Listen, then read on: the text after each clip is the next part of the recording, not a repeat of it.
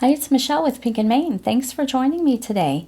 This evening, we are going to be opening day number 5. I can't believe it. It's day number 5 already. Where is the time going? But we're going to open day number 5 of our Advent calendar for 2025. And let's see what the day has in store for us. Okay, I've got my bag ready. Just feels like a bag. Oh my. We wouldn't do that. All right, inside we have a fun, let's see if I can lay it here on the table, you can see it, a fun little A2 size stencil. I love that little pattern that you can create.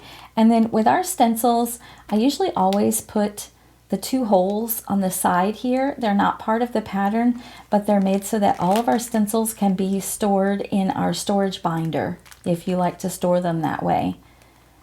So day number 5, we have a fun little stencil.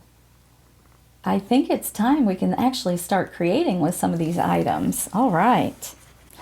So thanks for joining me for day number 5. I think in the next day or 2, we'll do some creating as we open bags as well.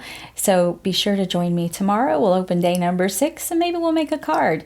So I hope you have a wonderful evening and a good day tomorrow. And I will see you soon. Keep living the creative life.